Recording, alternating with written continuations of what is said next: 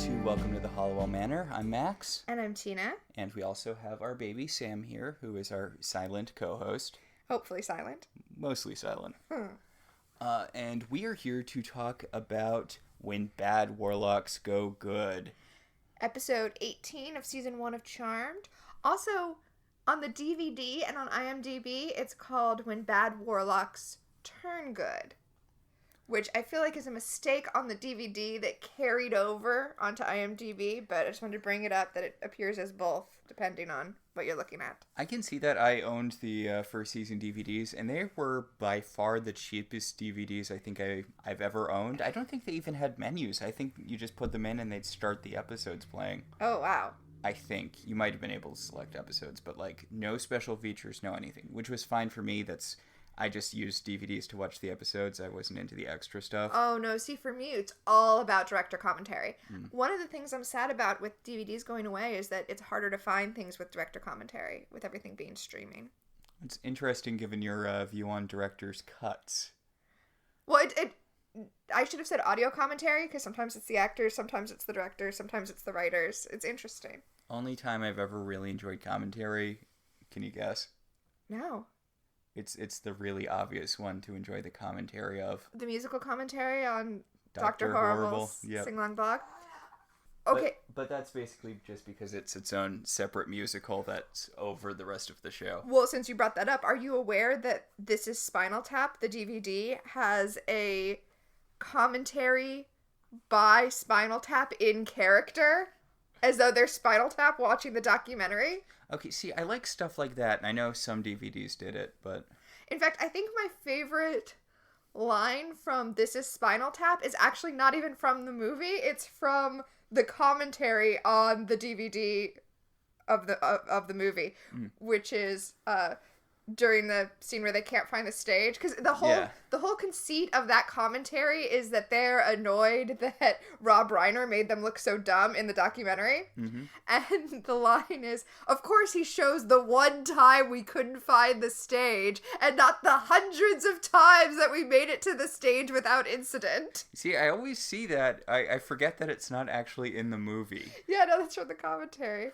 Also, really, the DVD for This Is Spinal Tap was really well done. Like, the menu doesn't really work right, and they're talking over the menu about it not working right. Well, I remember the DVD for Dogma. Yeah, I know, I owned, I think, maybe a Kevin Smith DVD, Eternal Shame, etc., etc. I don't think you need to. Go ahead. It had these, like, this older woman who did these, like, fake Christian warnings before, you know. Oh, that's funny. Like, starting this movie will send you directly to hell, or the Bible doesn't need extra features, you know, that sort of thing. That's cool. I thought I did own the DVD of Dogma, but I guess I didn't, because I feel like I would have remembered that. Although, they re-released DVDs with different stuff on them, didn't they? Yeah, maybe there was like a special feature DVD that I didn't have. Yeah. So, Charmed. This is a pretty solid episode. It's okay. I don't know. It's nothing special, which is weird to me because I feel like it's a very memorable episode in that it features the Roe Coven, the first anti-Charmed ones. And it has a lot of themes that'll be carried through for the rest of the show, really. But the episode itself is just eh. Well, I think the problem is that it's following up on that 70s episode, which is one of the stronger Charmed episodes. Yeah, but I mean, the answer there is just to make all of them strong, right? And not to have, like, a few strong ones peppered throughout the series, making all the ones around them look worse. Point. This episode was directed by Kevin Inch, who we've seen before, because he directed Feats of Clay, which... Ugh. But it's a similar plot, I thought. It's interesting. This is like a better version of Feats of Clay. Is that a running thing for Charmed where they're just doing the same episodes but better? I mean, you brought it up that it happens in Farscape, and also it famously, since we're watching a lot of old Simpsons, it happens in The Simpsons. So maybe it's just a thing.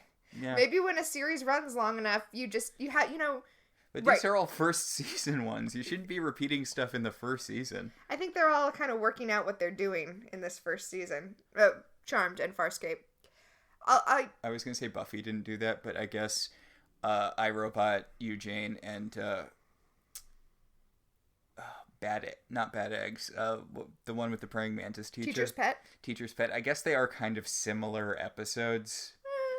I mean, season 1 was easy because it was like, okay, let's just take all of the things that might be an issue for teenagers and make them heavy-handed metaphors, right? Yeah. Oh, the internet is scary. Also, just I, Robot You, Jane is a cheesy episode that is frighteningly prescient. I mean, it's about incels. Yeah, like... It's about, like, 4chan. Yeah. Yeah, like, it seems hokey, but you're like, no, wait, this is actually how, you know, like alt-right movements build through like, what happens in that episode. When it came out, it seemed like it was kind of fear-mongering, like, oh, predators on the internet. But in actuality, it's like, oh, wow, look at these young men being radicalized on the internet with hatred and misogyny. Ugh, too real. Too real. Too real, Buffy. Anyway, this episode was written by Edith Swenson, who also... Familiar name. Yep, she also wrote The Fourth Sister, and she... a great episode. And she wrote The Wendigo. A solid... It's a bad episode, but it's fun bad, so...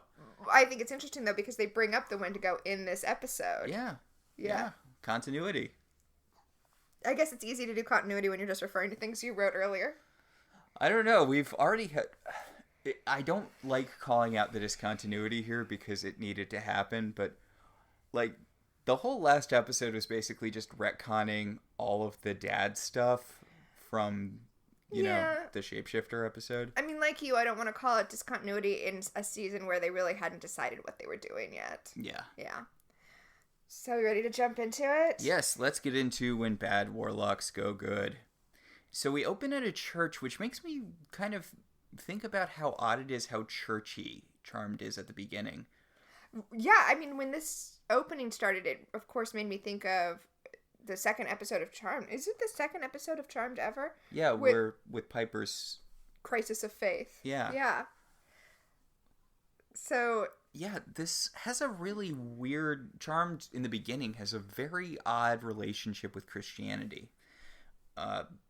We open in the church with a young man named... Brendan, yes. Talking to a priest about how scared he is, and the priest is like, well, you just have to... as soon as you take your vows, you'll have nothing to worry about, which I don't think is a sentence that has ever been true. Well, Brendan's about to become a priest, but he's worried about his evil family. But he'll be protected by a bigger evil family, the Catholic Church. Should I cut that? No, keep it in. Keep it in. I'm just not going to touch it. Yeah, it's too easy or too real? Too real. Anyway, while Brendan is having this conversation, two other men show up. His brothers, will find out. And they're like, hey, we just decided to come here and hassle you like 80s movie bullies. Yeah. Hey, Pipsqueak. I was trying to think of an 80s... I think an 80s bully would say to a nerd that wasn't, you know... a slur? Yeah, and... Okay, so it's a thing you have to do. I was thinking about it, like, watching Stranger Things, or that Steven Spielberg movie that came out recentishly, 8mm. Oh, yeah. Super 8, isn't it? Super 8, yeah. Where, like, kids in media that takes place in the 80s can't talk like actual kids from the 80s, because if you watch stuff like... I know we've mentioned this on one of our podcasts before, but if you watch stuff like The Monster Squad, the kids use so many slurs, it blows your mind. Yeah, well, that's why I'm really excited about the new Bill and Ted movie. Yeah, because I love the classic Bill and Ted movies, but they dropped the... They drop the homophobic F-bomb quite a bit in those movies. Which, you know the thing about was it Universal Stage Show with Bill and Ted that ended up eventually getting canceled because of how aggressively racist and homophobic it was? Is that the thing? That was the whole thing. But yeah. You heard about that, right? Or you remember? You're a theme park person, you. I am. I more than heard about it. I've seen it. Oh. I mean, it's no Beetlejuice Graveyard Review. I'm unfamiliar with this. Beetlejuice's Graveyard Review? Was that also a theme park thing that went super hard into being offensive? No, actually, that one's not offensive. That I remember. Wait, don't quote me on that. There might. Now I'm thinking about it. Anyway, it's the theme of Beetlejuice's Graveyard Review is Beetlejuice takes all of the Universal monsters and makes them 80s glam rockers, and then they all sing and dance. Okay, that sounds fun. Yeah. Although really the best Universal show, the best classic Universal show is the Blues Brothers show, which is essentially just two guys dressed like Jake and Elwood doing SNL sketches. No, just doing the Blues Brothers music. Just doing the music that they used in the Blues Brothers, so just like classic Motown. So it's who's the director? The La La Land guy? You know, the one who's... I forget his name, but yeah, I know who you mean. The guy who's... All of his movies are themed around white people saving jazz. Yeah, although at least in the Blues Brothers... they acknowledge black people exist. Yeah, well, and in the Blues Brothers movie... Is Aretha Franklin in the Blues Brothers movie? Is it Aretha Franklin who performs Think in the Blues Brothers movie? It's been some time since I've seen the Blues Brothers. I've seen the stage show a lot more than I've seen the actual movie because, as you said, I am a theme park fan. Yeah, it is Aretha Franklin performing Think. For a second I was like, wait, is it actually Aretha Franklin performing Think, or is it a different woman performing her song? But no, it is actually her. Yeah, and at least in the Blues Brothers stage show they do have a black woman performing that character and doing Think. Although not anymore because they don't have that show anymore. Yeah. Well, I mean, God knows everything gets rebooted eventually, so just give it time. But Blues Brothers is pretty out of date by this point. It was pretty out of date by Blues Brothers 2000. It was out of date when I was watching that show in the 90s. It didn't make me enjoy it any less. But what were we talking about? All right, Charmed. So later, after so the guy's brothers show up to basically be like, you can't fight the evil forever, dude. You're gonna turn to the dark side, man. We're gonna have you stab some lady, and then we'll become the evil charmed ones. Okay, this scene is so weird, though, because it opens the episode, right? So we start right off with this scene with Brendan, a character we don't know, talking about his problems to the priest, who we don't know, which is fine. You know, cold opens are a thing. And then he's confronted by his brothers, who we don't know. And then one of the brothers is like, let's take this outside. But they don't take it outside. Instead, we cut to outside to the sisters who are there bringing food for a food drive from Quake. Which is exactly how Piper got to the church last time, although it was not a Catholic church, presumably, last time. That actually makes sense, though. It makes sense that would be just a thing that Quake does.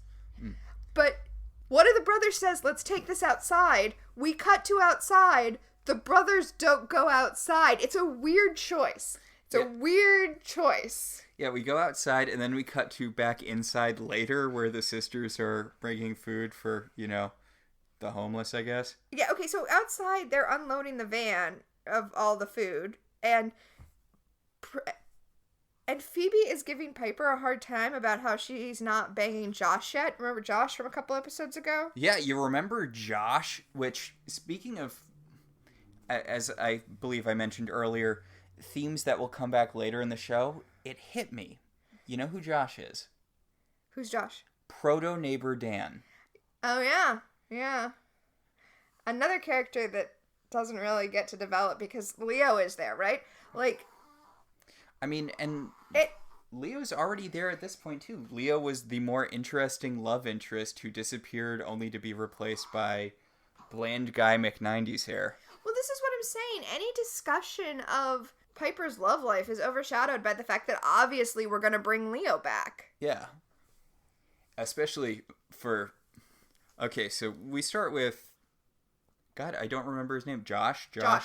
We start with Josh, who is a prototype for Neighbor Dan, who later, much, much later in the show, gets another look-alike replacement in Fireman Greg. Yes. I think Josh stands out just by virtue of not having a descriptor before his name. That's true.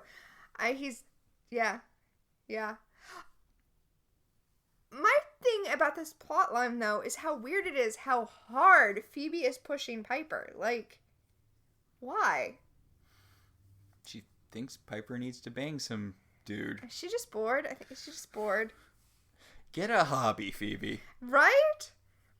Anyway, and then Piper's like, you know what? I'm just thinking I'm not going to date anymore. I'm just going to become a nun. Seeing these nuns here made me realize I'm just going to become a nun. And Phoebe's all like, what? No, say it's not true. And it's like, okay, calm down. She's obviously just venting. I mean, she couldn't actually go become a nun. There's a lot. You don't just say you want to be a nun and then you're a nun. There's a lot of steps involved. Well, you can't give her a break. They're just ripping off that one scene in Buffy, in season 3. Oh, yeah. When she saves that nun from the nunnery and then she makes the joke and, I killed something in a nunnery last night. In any other room, a horrifying declaration. Here, a welcome change of subject. She let me try on her whipple. Back to horrifying. So, speaking of Buffy in season 3, the last guy Piper dated turned out to be a warlock. Give her a break if she doesn't want to date right now. Wait, did he? Who was the last guy? The guy from the pilot. Oh, I guess yeah, she dated Leo in between. I guess she's dated a few guys in between, but... Yeah, her last serious long-term relationship was a demon who, trapped her in a basement and tried to murder her. I'm sorry, a warehouse, not a basement. I feel like if you'd gone through that, your sister should give you a break about taking a break from dating. Also, that aside, she just broke up with Leo. Like, I know it wasn't like a serious relationship or anything, but... Okay, Also, Josh sucks. He does suck. Basically, their entire relationship has been him negging her. He's, like, attractive, I guess, but he's a total jerk. Don't date...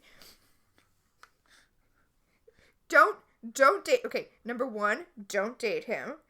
Number 2, can I read a bit of a Chuck Tingle book on the air? Is that okay? Sure, go for it.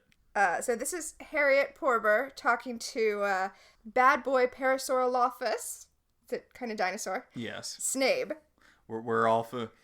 I was going to say we're all familiar with Chuck Tingle, but maybe that's just the social circle we run in. You're right. If you're not familiar with the Tingleverse, you should know he writes these really, like, uplifting, like, really joyful, wholesome Bizarre erotica. Pornography. Yeah, and that involve a lot of sex with... businessmen who are also dinosaurs and or concepts. Right. Like, another one is... making love to the personification of being trapped in a Chuck Tingle novel because they're also really meta. It's true. Or there was one that came out a few months ago that was the Fire Festival one. Oh, I mean there is a Fire Festival one, but no, the one that was making love with the concept of washing your hands. Yes. Just so you have an idea of where he is as a concept. Okay. So this is Snape, the bad boy in the book. Bad boy dinosaur. I'm sorry, he suddenly blurts, noticing my appalled expression. I'm just written this way. What? I question, confused. It's a trope in romance, the dinosaur continues to explain. The more of an asshole I am in this part of the book, the better the payoff is when you change me later on. I have no idea what you're talking about, I reply, shaking my head from side to side. It's okay, he continues, just as long as it's clear that this is fiction. In the real world, you should probably just break up with someone who acts like this. Fair. I love Chuck Tingle. Seriously. He's the hero we need. But the salient point being... She shouldn't date Josh! She shouldn't date Josh. Honestly... I don't get if she's supposed to be playing coy here, but it does genuinely seem like she doesn't remember who Josh is until Phoebe reminds her. Yeah, that's true. Also, I do think she's playing coy, though.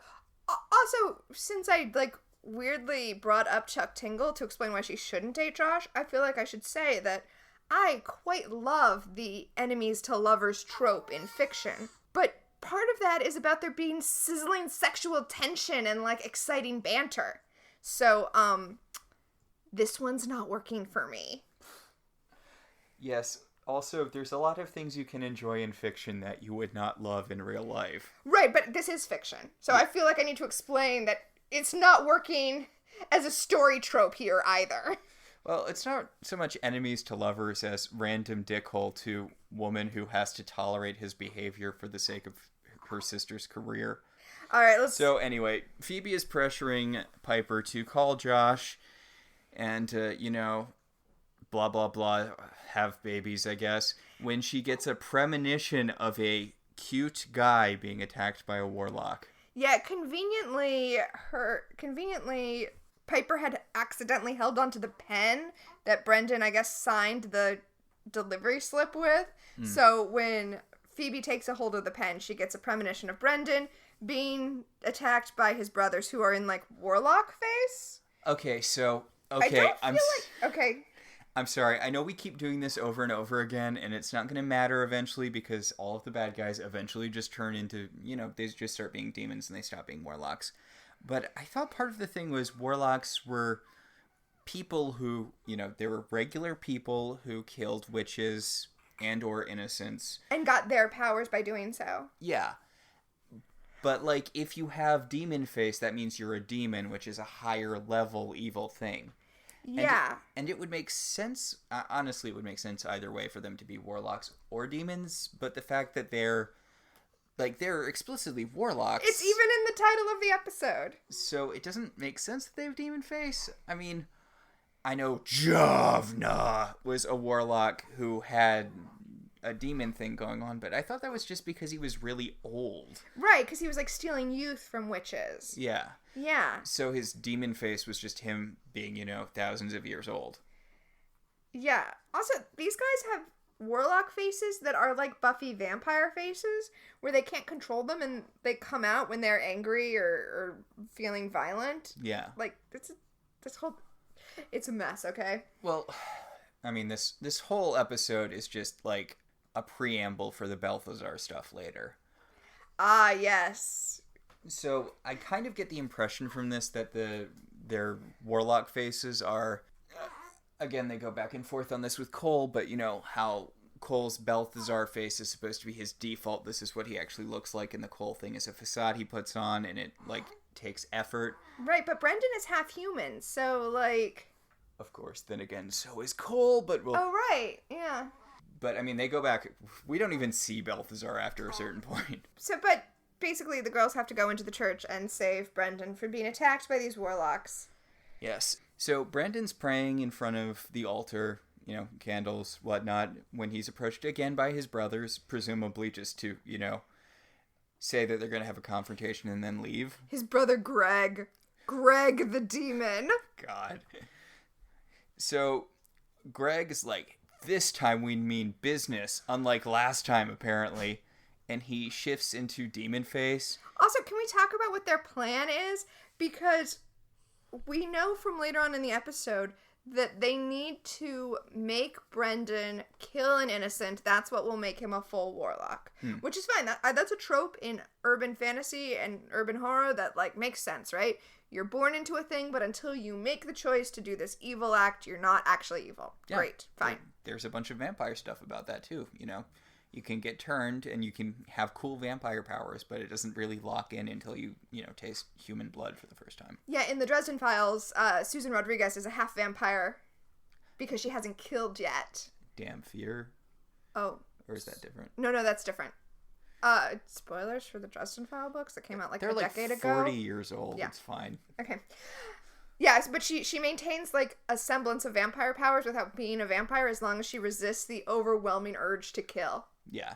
So their plan is to beat the crap out of their brother until he murders someone. Right? What is he... Ugh.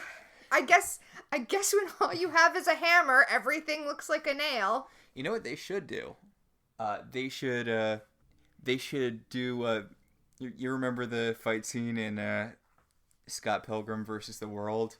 Where he's fighting Roxy, but he doesn't think that he can punch a girl, so Ramona just puppets him through the fight.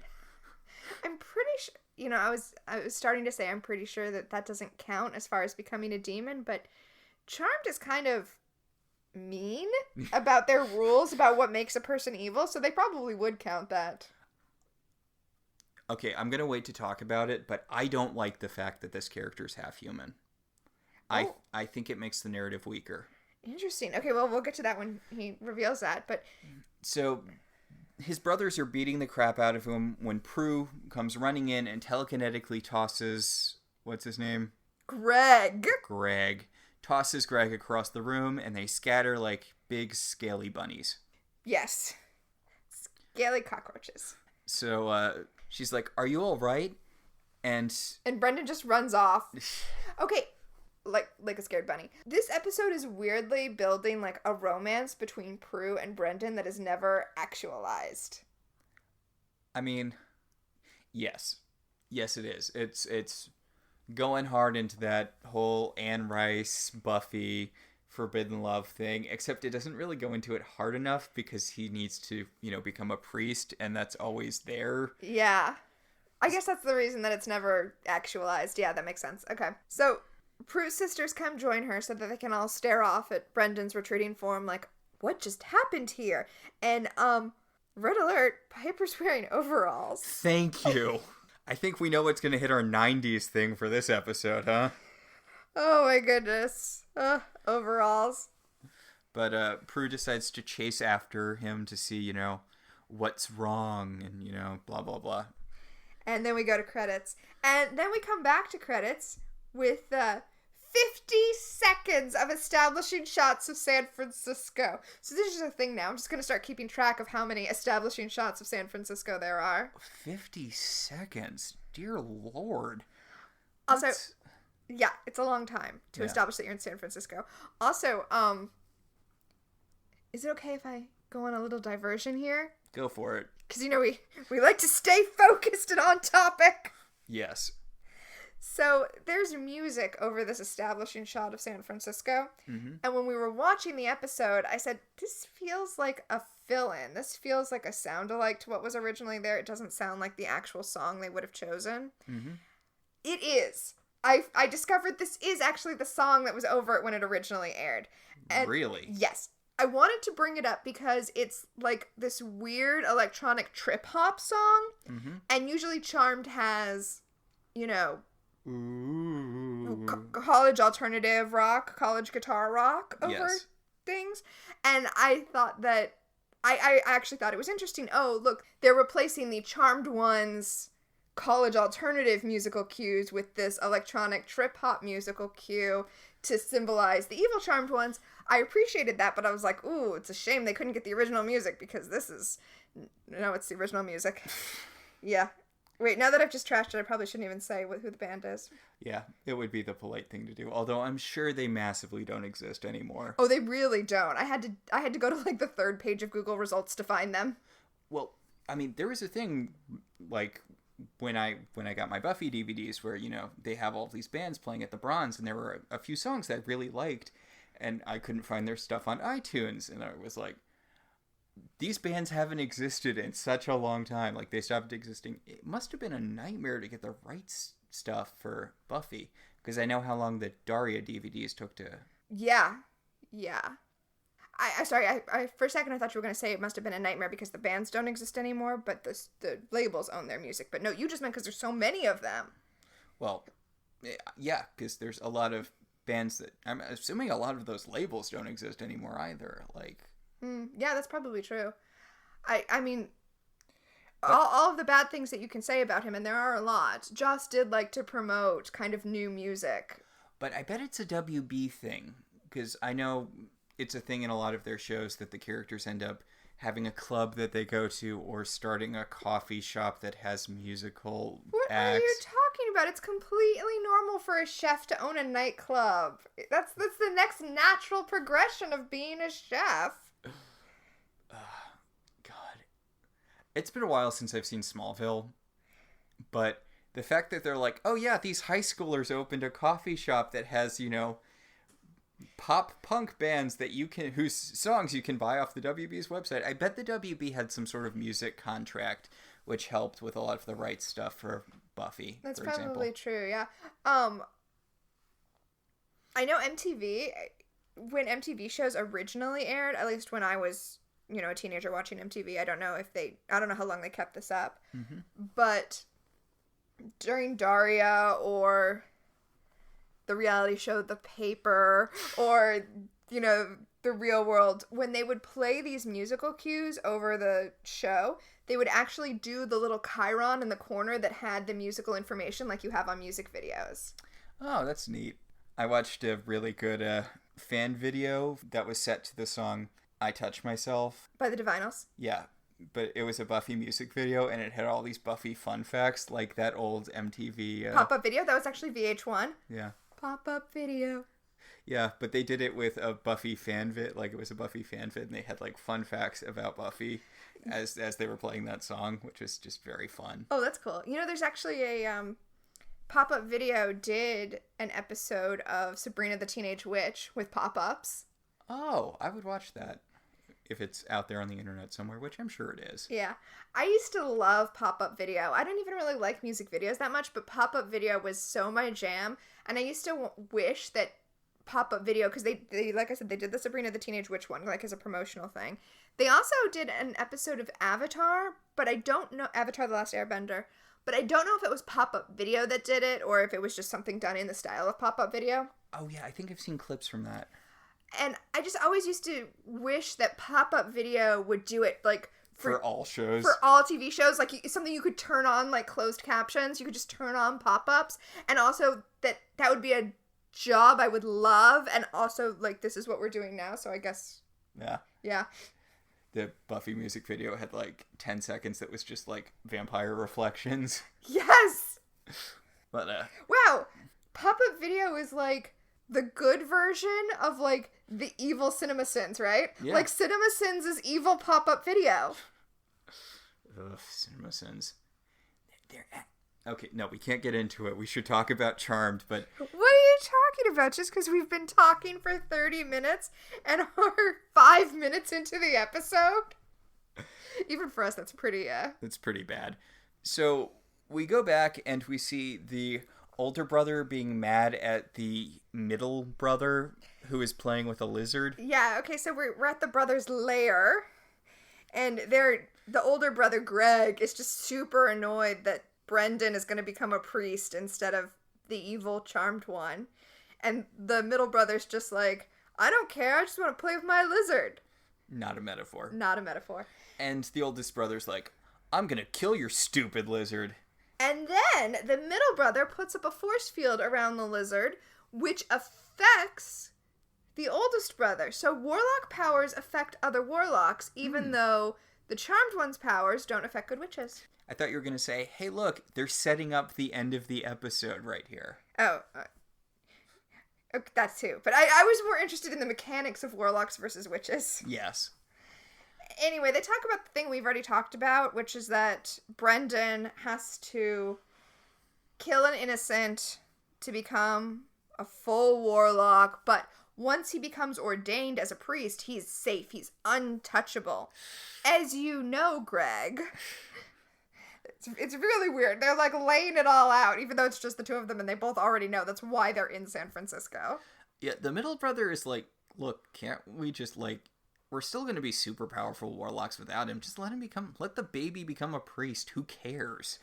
Well, yes. Although it does make sense because presumably there's some evil power of 3 power that Greg wants to access.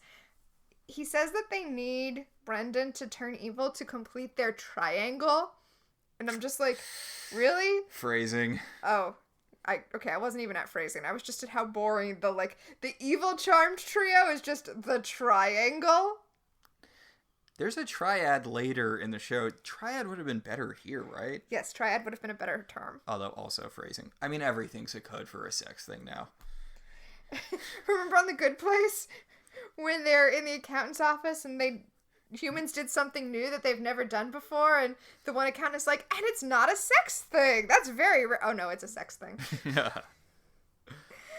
So back at the Halliwell Manor, Piper is picking up the phone and it's Josh. There's so many generic dude names in this. I have so much trouble keeping track of who's supposed to be who. Okay, why is Josh hitting on her so hard when she's obviously not into him? That's what he likes about her. Oh. The fact that she's not into him.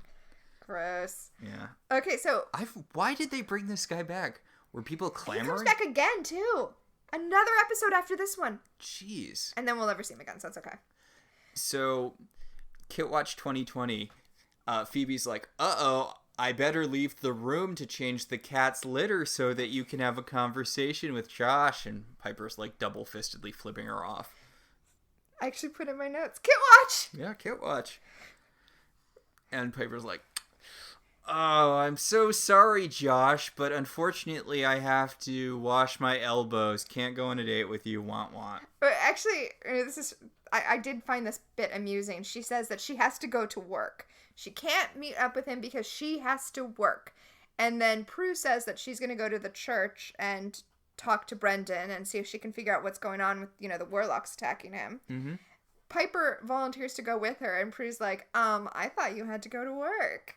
There's clearly an excuse, Prue. Come on. No, Prue, it was good sister teasing, in my opinion. It was it was realistic sister teasing. Although, is she lying? Because we'll see her at work in the next scene. Yeah. Anyway, Prue's all like, I need to find out what the deal was with... the other hot guy. Brendan, thank you. I was like, Christopher? John? Brendan. I need to go find out what the deal is with Brendan, because he didn't seem surprised to be attacked by warlocks. Yeah, and also he didn't seem to be surprised to see Prue use magic. So I like that there's kind of a dual purpose here with Prue. Part of her wants to go and make sure that Brendan is okay, but also part of her wants to make sure that he's not going to totally expose them as witches. There's a little selfish personal gain mixed in there. Yes. So she goes to talk to old man Priesty. Father Austin. And she's like, hey, so there was a guy in here. He got attacked by... Something. I want to track him down and interrogate him about it. And the priest is like, wait, why? What? Who are you? What the hell? Are you a cop? What's going on here? And Prue's like, no, I'm just a concerned citizen. And he's like, he did say that the evil forces were after him. And Prue's like, what? And he's like, oh, shouldn't have said that. Okay, so I put in my notes that the priest needed to be asking her more questions. He does actually ask her a lot of questions, like, who are you? What is happening? Why do you want to know? But he does also give her a lot of information. He even tells her where Brendan is. I'm like, no, like, go with your instincts of not telling Prue anything. He asks Prue, like, how she thinks that she can help Brendan, and she's like, I'm sorry, I can't tell you that. It's kind of personal. So there's a skit from a Mr. Show episode where David Cross is playing a Pope expert, and he's being interviewed, and one of the interviewers asks him, what's the question you get asked the most? And he says, who let you in here? Oh, you mean about popes? Oh. Who let you in here, Prue? Also, Prue just, like, refuses to answer. She's like, I think that's kind of personal. It's kind of rude of you to be asking. Like, you didn't come in and ask 10,000 questions about... Brendan, thank you. You have, like, a block around remembering his name. Which is weird. I had friends named Brendan in the 90s. I think it's just such a non-warlock name. They all disappeared. And it would make sense since he has a human mother. It would make sense that he was the one of them with, a human name, and the others would be like Darvis or, Lucific. No, Greg. Greg and the other one. And Peggy. I mean, he is part of the fastest growing army on YouTube. Oh, God. Don't look that up. This is just all references to other things, the episode. References to, like, very millennial online things, too. Like, this is the inaccessible show. I think it's because this episode is... boring? Well, no.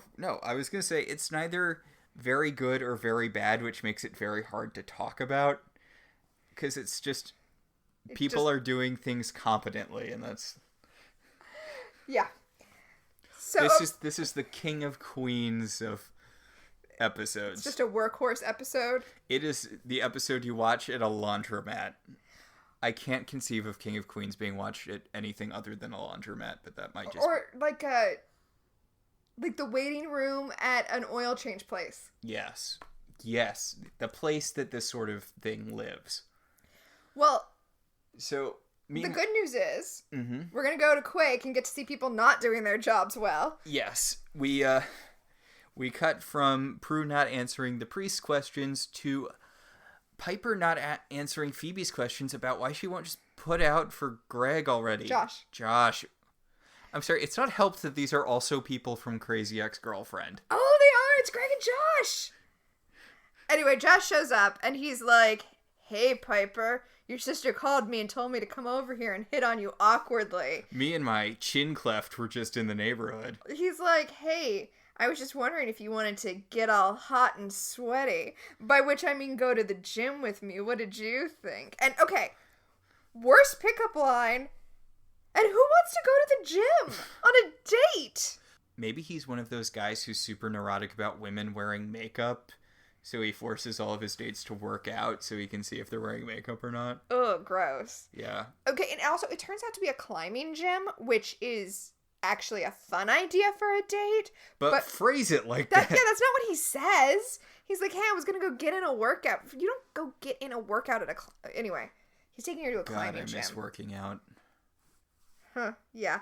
But yeah, no, you say, "Hey, I go to a rock climbing gym and it's a lot of fun. Do you want to go?" You don't invite someone to a workout. It's when you're at your least sexy. Yeah. Okay, so what's weird is Piper's like, "I can't leave. I'm at work in the middle of the day." And Phoebe's like, "Well, just go and I'll keep an eye on the restaurant for you." And Piper's like, "Okay, I guess so." This is barely a subplot, by the way. Yes, it is barely a subplot, but also, you can't just leave in the middle of your shift. But maybe you can, because what is Piper's job?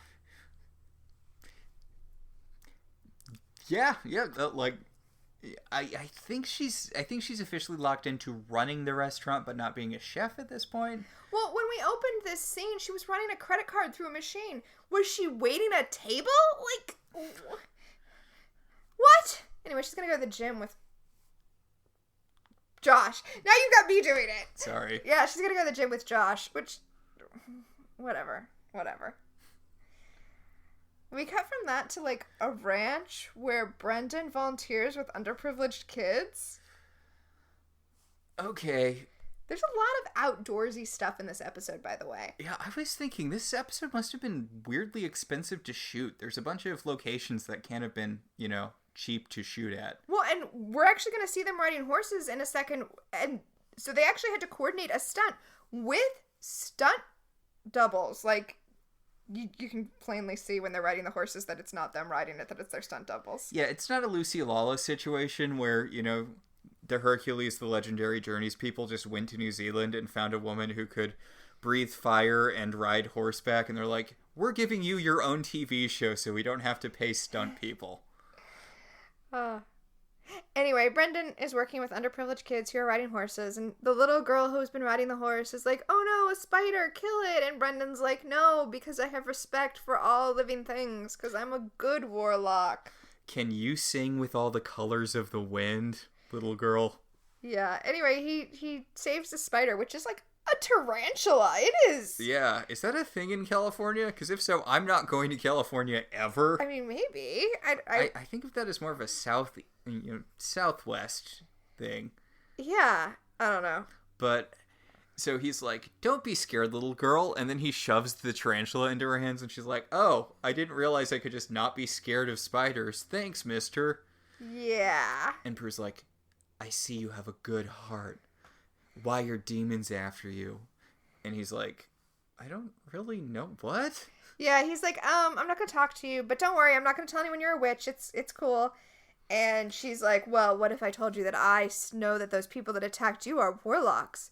And he's like, "Well, if you tell me that, I guess I'm just gonna jump on this horse and run away." And then Prue jumps on a horse and chases him. What? The logical place for this to go. What a weird moment. And like I said, they had to get a stunt coordinator and have stunt doubles do this sequence where Prue chases him on a horse for some reason. Also, I love how he's clearly got the horse at like a trot. Uh-huh. A trot's like above a canter, right? Or below a canter? I don't know. It's below a gallop. whatever his horse is doing, it's clearly the thing that's a step down from what Prue's horse is doing. It's like, it's going faster than just walking, but it's not going at, like, it's going at the fastest thing that's not walking. So Prue catches him basically immediately, and she's like... And then when she catches up to him, he, like, slows down to just a walk, and is like, hey, let's just chat, I guess. Since you hopped on a horse and chased after me, you've passed the test, and now we can chat, or whatever. You've unlocked my backstory. Right? So she's like, you're obviously not an ordinary man. You love spiders, horses. You got attacked by warlocks. And he's like, well, I don't love all spiders. I don't love black widows. And she's like, oh, God. Thanks, Johnny Pedantic. Also, brown recluses are way more dangerous than black widows. Just throwing that out there. Mm-hmm. He also tells her that he's going to be safe from the warlocks as soon as he becomes a priest. And Prue has this look on her face like, oh, but I was going to bang him. Now he only gets banged by Jesus. That's what being a priest is. Huh. I knew that's what being a nun was, but... Yeah, no, that's not true. Actually, if you're... I think if you're a priest, your bride is the church. I think that's the thing. Anyway, back to the climbing gym. So Piper's just always complaining about shit. Mm-hmm. Because at the gym, Piper's like, I thought this was going to be like some light cardio and a juice bar, but no, it's this really hard climbing and I don't like it. And it's like, this is way more fun. What's wrong with you? To be fair, I would be, I mean, not now because I really miss the gym, but I would be honked off if someone, like, pulled me out of whatever I was doing to make me go to the gym, no matter what kind of gym it was. Oh, yeah. That's worth being annoyed about. But she acts like the climbing wall was a bait and switch when it's clearly superior. Oh, yeah, like... A bait and switch would be if he said, do you want to go to the climbing gym? And then he was like, by the climbing gym, I meant the Stairmaster. Yes, also, this is much preferable to, unless you have a fear of heights. Okay, so I have a fear of heights. Mm-hmm. And when I was in grad school, our gym, the university's gym, had a climbing wall, and it was awesome, and I loved it, and I miss it. It was a lot of fun. Also, okay, so when you're doing rock climbing, there's like two different ways to be belayed. Okay, there's like two different ways to be belayed. I mean, maybe there's hundreds, but there's two ways that I'm aware of. Mm-hmm. One is like with another human who is holding on to the rope and is like making sure that if you fall off the rock, you just swing. Right, like they're like basically physically holding you like with a lever with a rope, right? Yeah. But the other way is this like automatic locking mechanism that a lot of rock climbing walls have. Mm-hmm. And so when you get to the top, you can just like fling yourself off and it will catch you, which was my favorite part of rock climbing. I basically just put up with the stress of getting to the top so I could fling myself off. It was a lot of fun. And I'm saying that because Piper falls, air quotes, yeah. And then Josh like catches her and everyone's like, oh, look at this hero saving her. He didn't save her. She's got the rope. She was fine. Like, the rope was gonna stop her if you didn't catch her. Well, it's not just that. It's that when she's falling, it's clearly, like, what would happen... Slowing her descent, because it's got the little locking mechanism. Yeah, like, congratulations, you did nothing. Like, but he catches her and she's like, oh, big strong man saved me. Okay, wait. Actually, what she says is... Talk about falling for a guy. Oh! Ugh! Barf! Boo! Boo! Ugh! Wait, I can't. Hold on. God. Oh, God. In all fairness, she is as disgusted with herself as we are, and literally freezes everything so that she can deal with the terrible thing she just said. She actually calls Phoebe at the restaurant to be like, Phoebe, I am terrible at dating. You will not believe what I just said to Josh. And over at Quake, like... Phoebe's flooded the kitchen.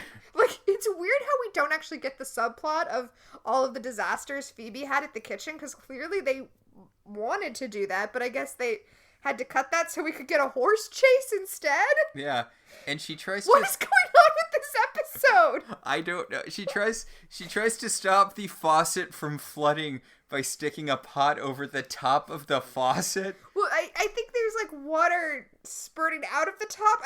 You're right, I don't know what the pot's gonna do, but... Hey, if you want to see a wet Alyssa Milano in a midriff shirt, here's a scene for you. Actually, she's wearing a sweater set.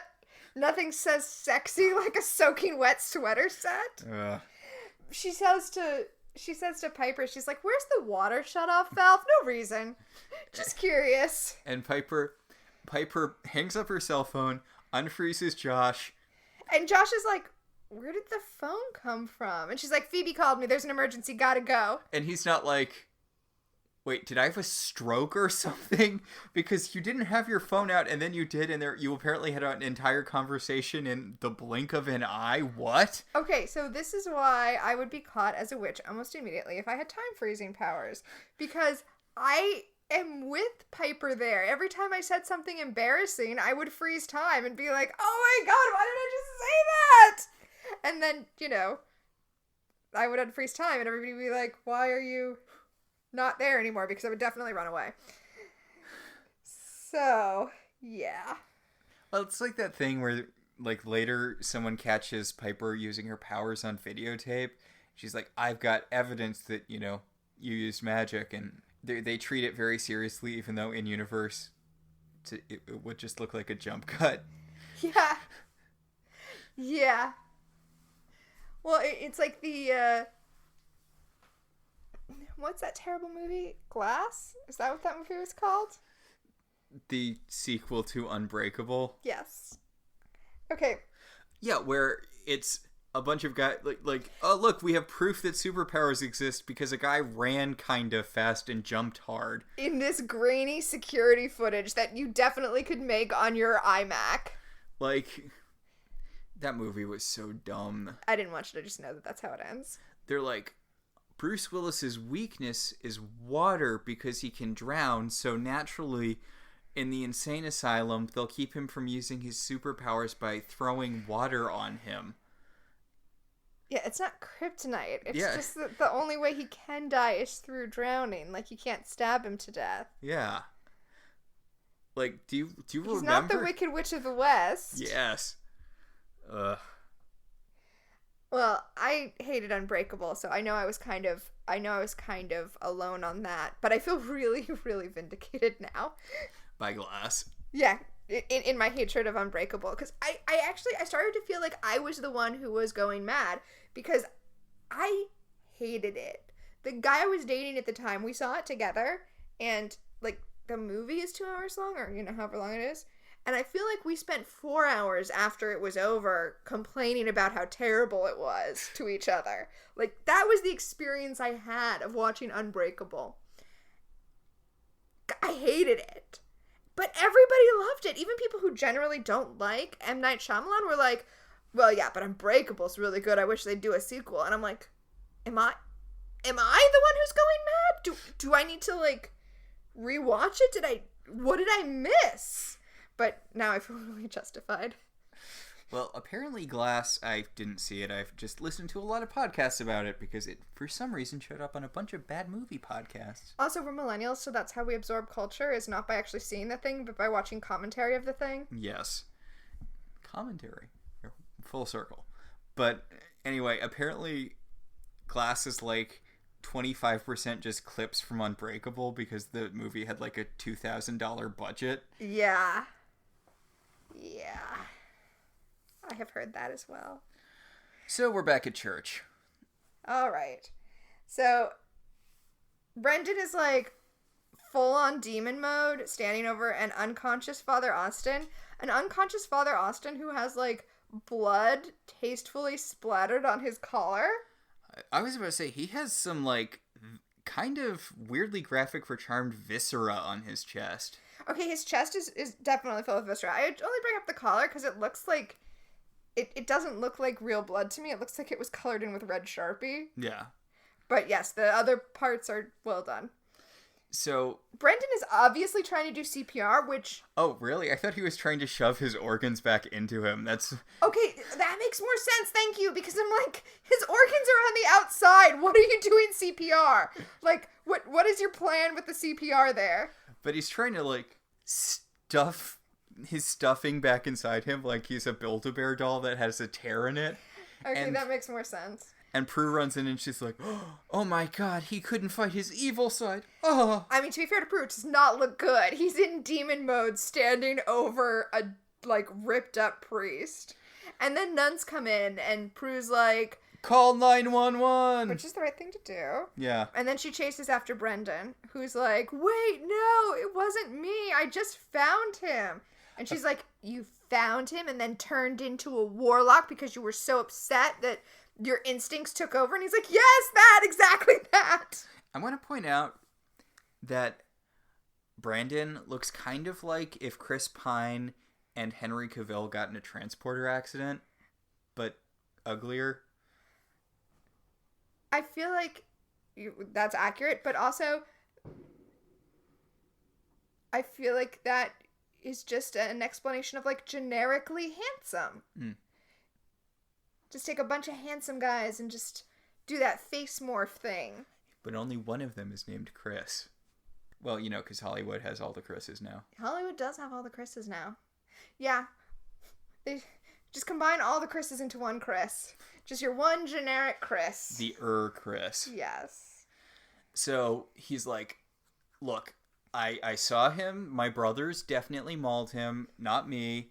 And they mauled him specifically to make him upset so that he would turn into a demon, and then okay, let's talk... Question mark, profit? Right. I'm like, let's talk about his brother's plan.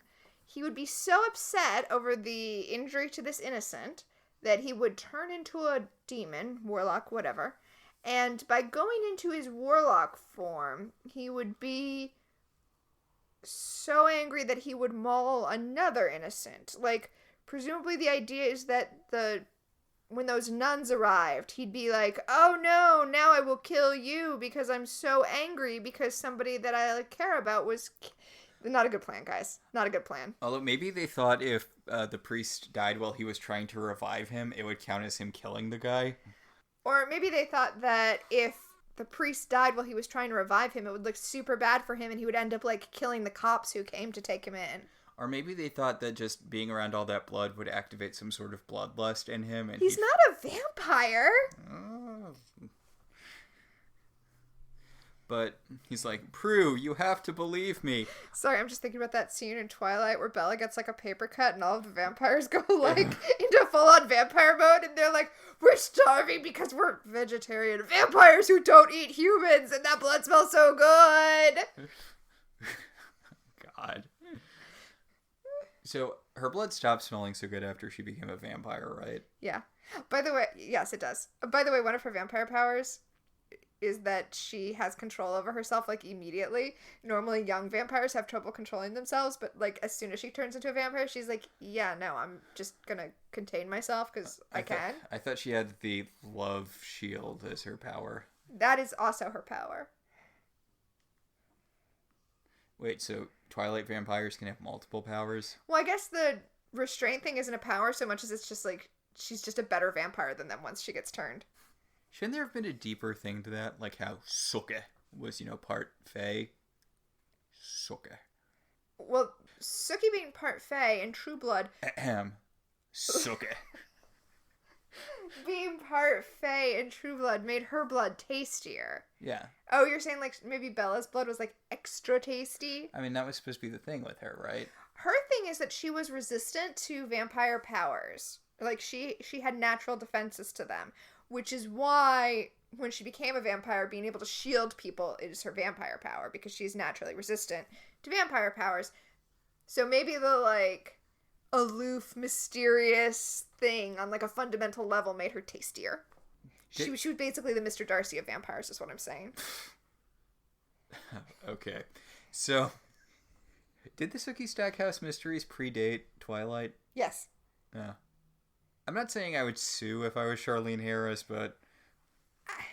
I I mean, the overlap isn't that big. It's just vampire. It's just a vampire's attracted to the one woman he can't control because she has brain powers. Okay, that is pretty close. Oh. It's not close in a intellectual property protectable way, but yeah, I guess that is pretty close. Yeah, but I mean, you're right. It's not close enough for you to sue over it, but there's a lot of overlap. I guess probably in a lot of that kind of urban fantasy story. Yeah, I mean, if I'm Charlaine or Harris... rural fantasy, as it were. Yes. If I'm Charlaine Harris, I'm wanting to downplay any similarities between my story and Twilight. Well, Sookie has a lot more sex than Bella does. She has so much sex. Including with a were-tiger. Yes. Who did not show up in the TV show, to my knowledge. I didn't watch the last season. No, he showed up. I'm almost certain he showed up. A werewolf shows up. Yeah, no, I know. But Quinn was in the show? I'm pretty sure were-tiger? I'm pretty sure Quinn showed up, but he just had like one episode and he wasn't the major character that he was. But maybe I'm not remembering that correctly, but I'm pretty sure Quinn did show up.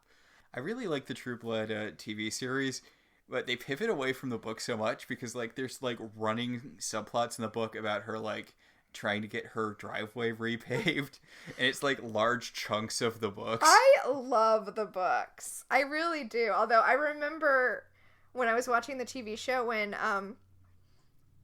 in the sequence where Tara gets shot in the TV show, it's a sequence that's identical to what happens in the book up to the moment when Tara gets shot, and having been a fan of the books watching the TV show, it was like, what?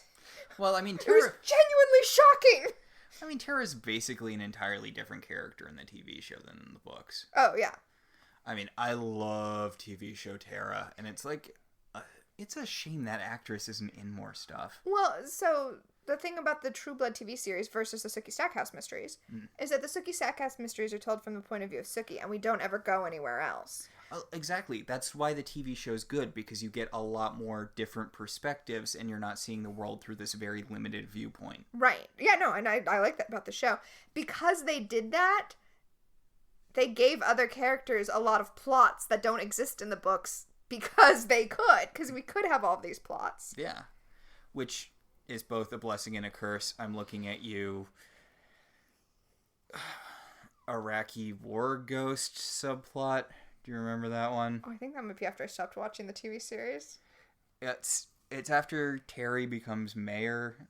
It's like how they got the actor out of the show after he became mayor. It turns out like that the ghost of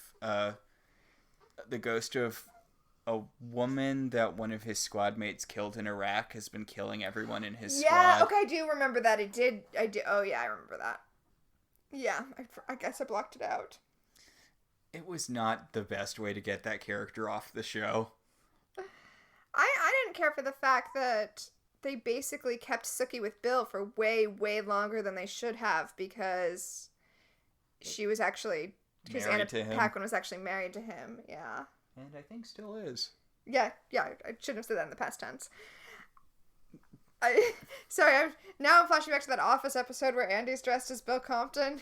And how many vampires am I supposed to keep track of? Yeah, how many vampires am I supposed to care about? Charmed. Warlocks. There aren't too many vampires. Hold on.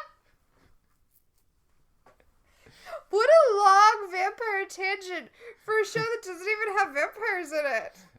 Yes. Okay. I think we're just gonna have to accept that this is a more tangent-y episode than they usually are, even for us. So wait. So I assume, because how long have we been recording? Over an hour. An hour and 10 minutes. Okay, so at this point we've been recording an hour and 10 minutes. I assume that when you edit this episode, you're gonna cut out at least some of our tangents.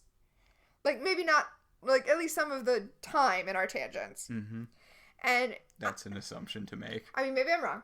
And when I'm editing, I know sometimes I'll want to cut out a tangent, but we'll move, like, from the tangent to the episode in such a way that I can't really cut it, because then the sentence doesn't make sense. Mm-hmm. So I just want to drop in here. If all of a sudden we were talking about one thing and then we're back to talking about the episode and it feels really weird and, like, jump cutty, no, it's because we cut out a boring tangent. And now that I've said that, you, like, have the freedom to just cut whatever you want to cut. Yes. Probably won't, but it's good to know that it's there. So, Billy Warlock is... That's a Baywatch reference. But he's like... Yes, exactly. So... Brendan is trying to explain to Prue that, you know, he's a good warlock, really. Yes. His brothers are trying to trick him into killing, you know, so that thing, you know, right, get power, blah, blah, blah. Hard cut to Andy. Oh, yeah. Poor Andy and Daryl at the scene. I want to point out, last time Andy was at the scene of, you know, a priest being murdered, who was all like, her lifestyles of the rich and shameless, because, you know, it happened, you know, you remember the wedding episode. In the wedding episode, yeah. But this time he's like, this is personal. I knew this priest. This was his priest. Apparently, Andy's Catholic, and this is his church. And Father Austin was his priest. He's the one who, like, gave him his first communion, and, like... Maybe Andy shouldn't be on this case, then. Okay, well, Andy actually says, what kind of animal would do this? And I'm like, Andy, you are a homicide detective. You're a homicide detective who...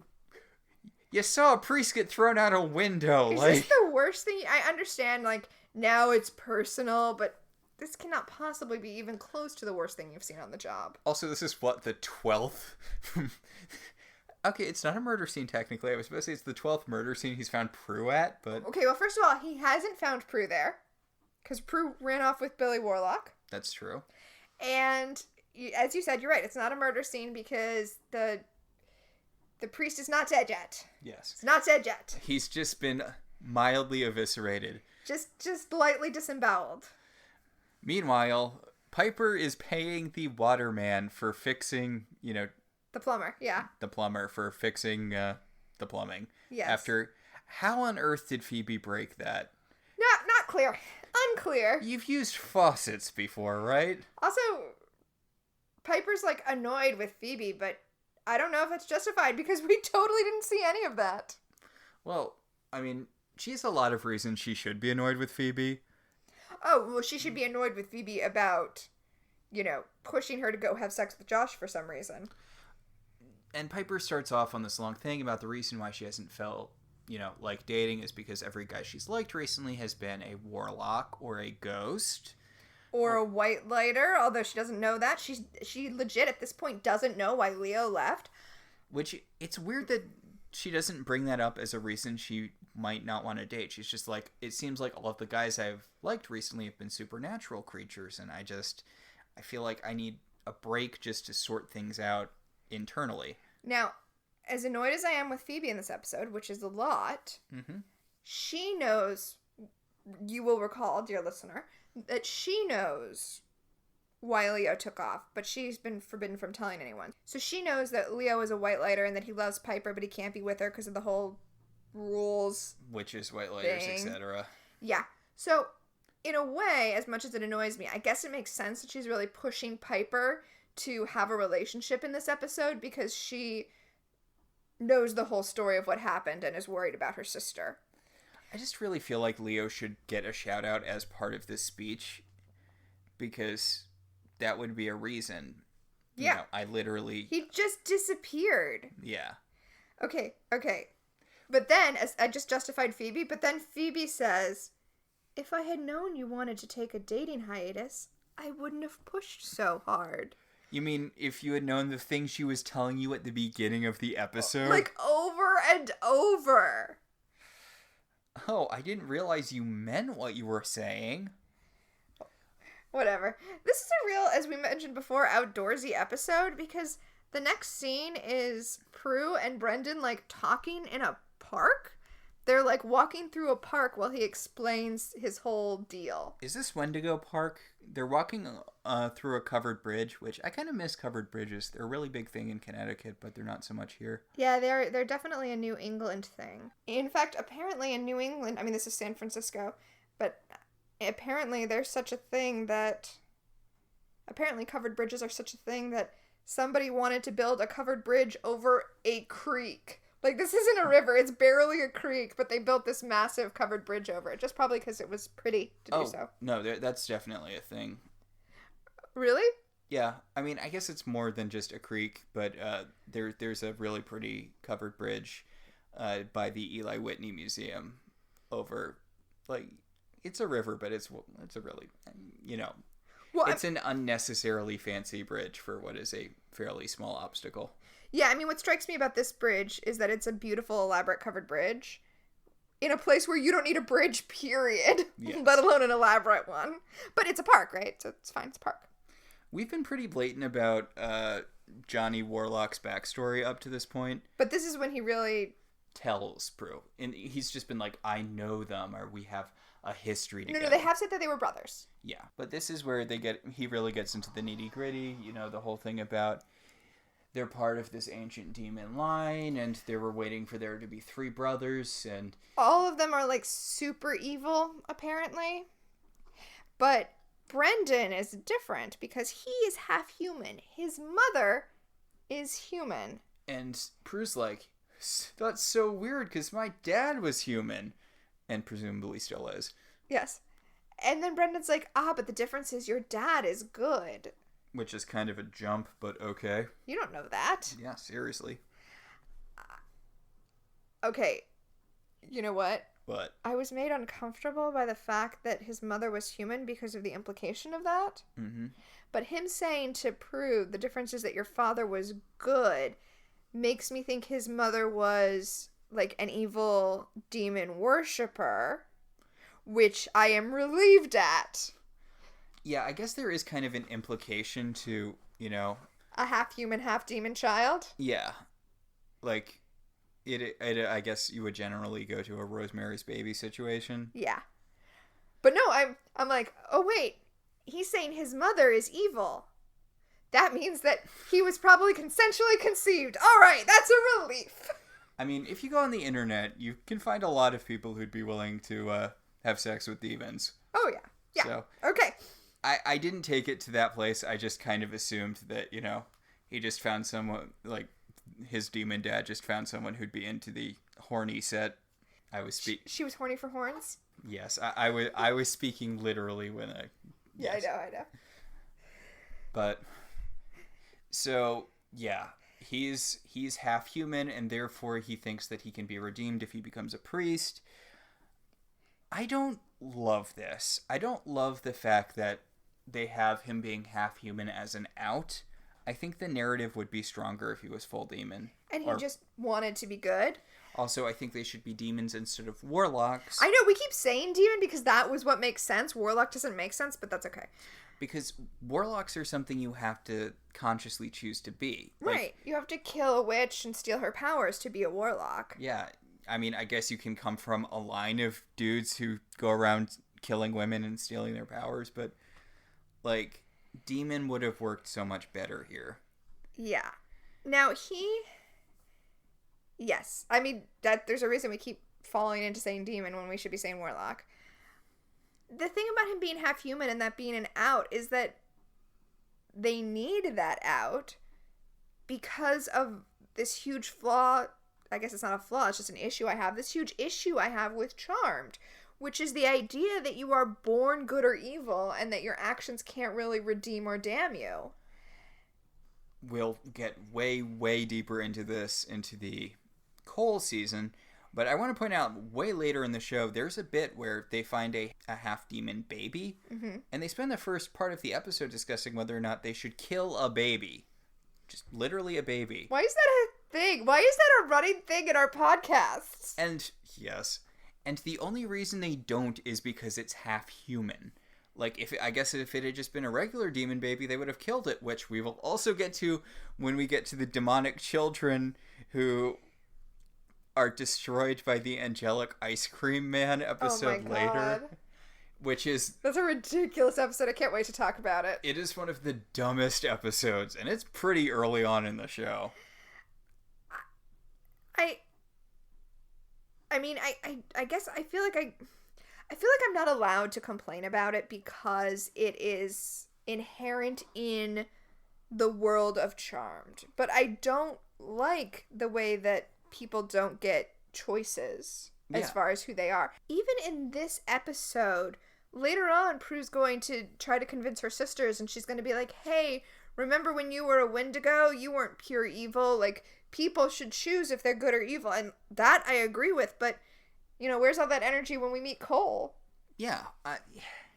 The thing is, like you said, it's a consistent running thing throughout Charmed. Like, you are either good or you're evil. And there's not really switching. Yeah, in fact, let's talk about what Brendan's plan is here.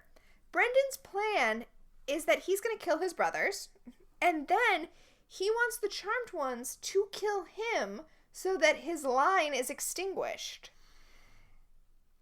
Pretty messed up, dude. Also, you're going to be a priest. I mean, presumably that means your line will be extinguished. If you're, you know, taking your priesthood seriously. I mean, I dated a guy in college who was a son of a priest, so I know that's not a given, but... Yeah. Could be a Toby from The Office situation.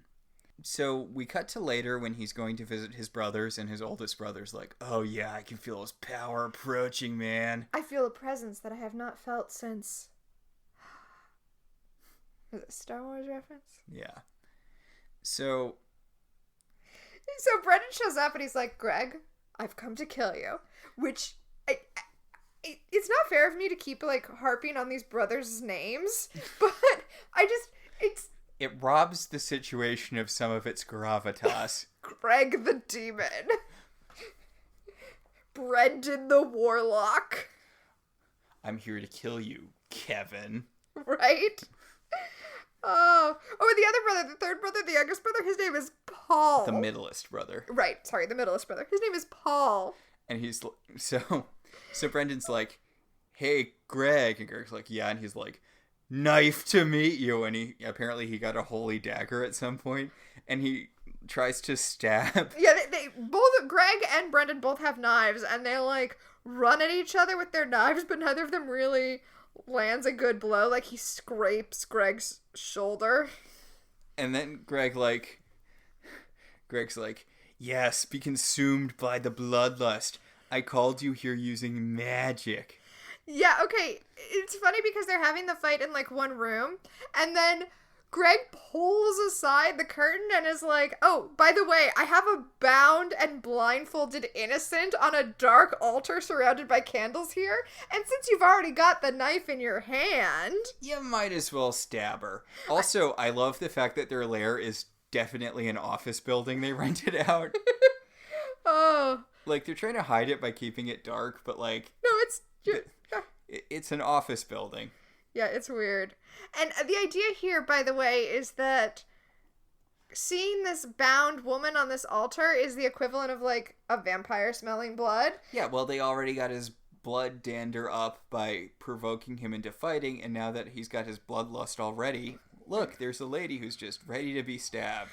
Yeah, on this, like, they drew a pentacle on her breast like a target.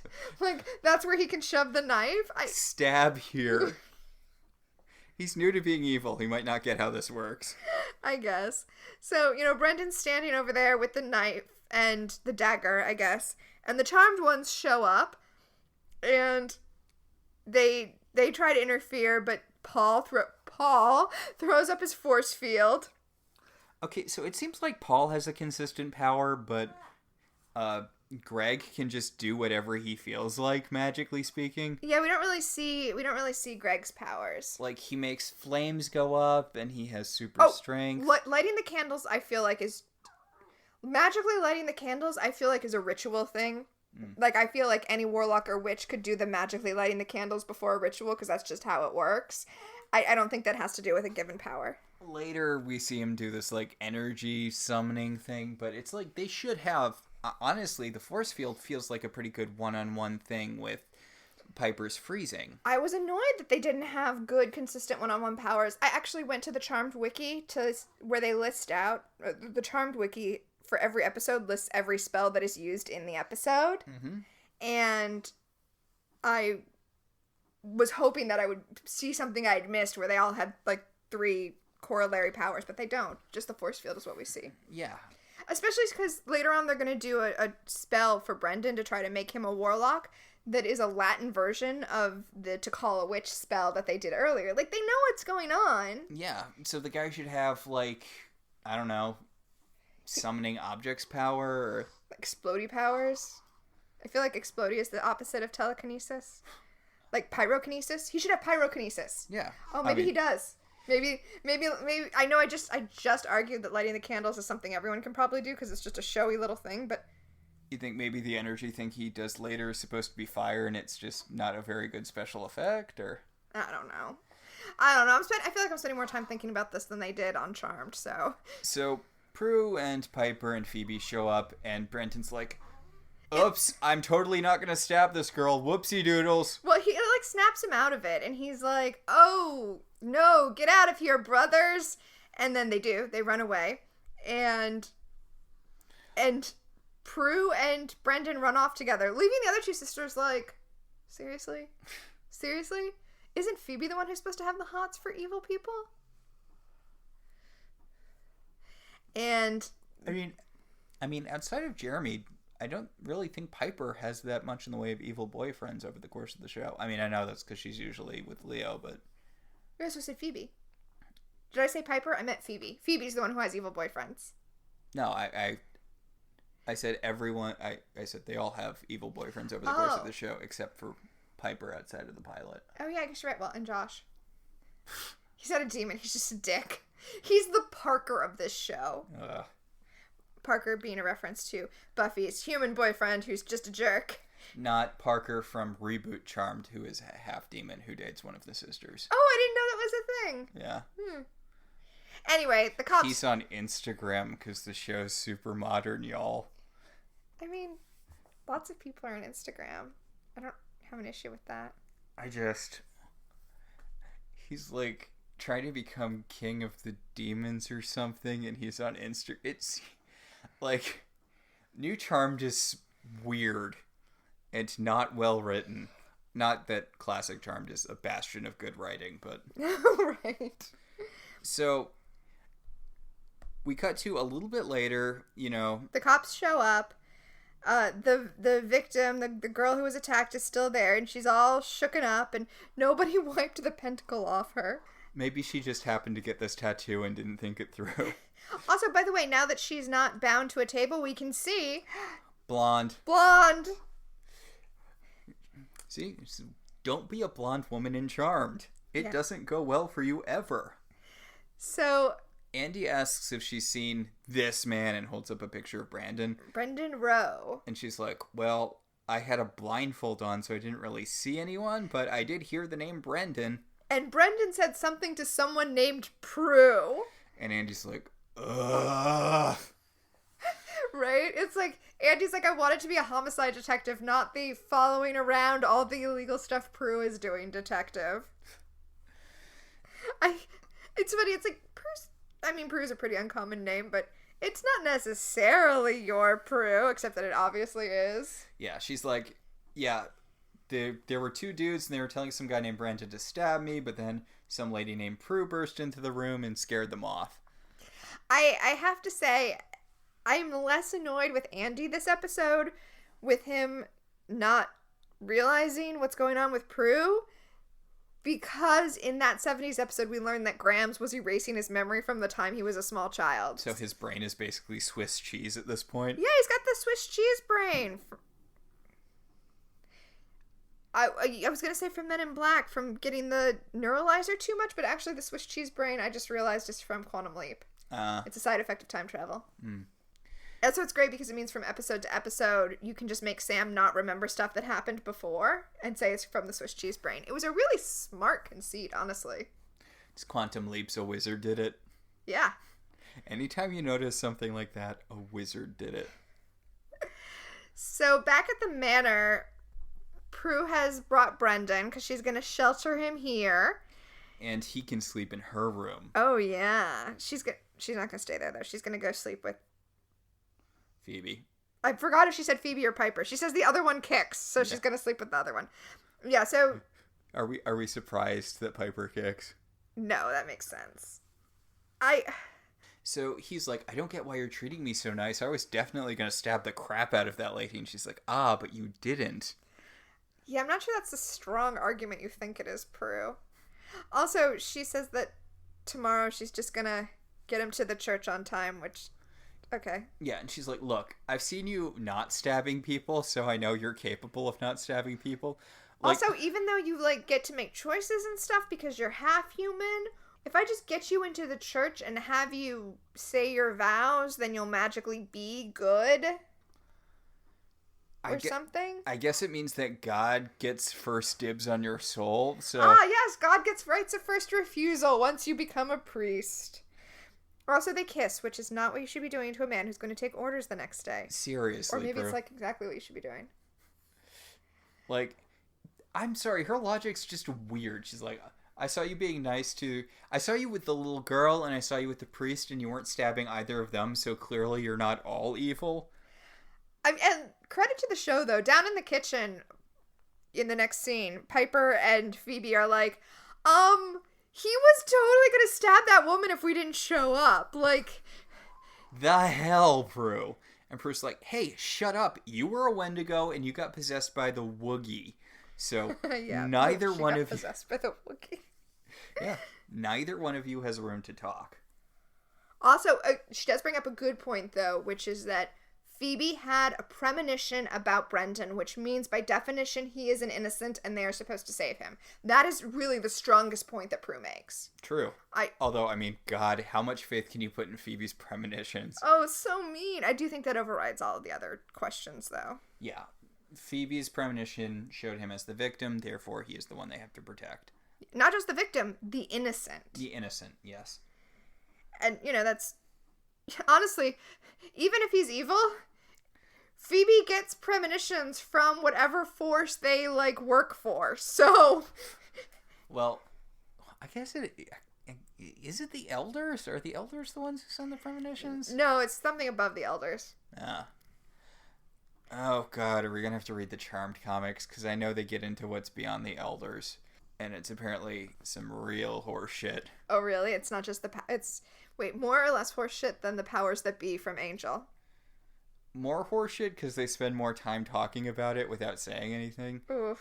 There's this thing called the All, and it's like what spawned good and evil, and like it's like a sentient Garden of Eden. Okay.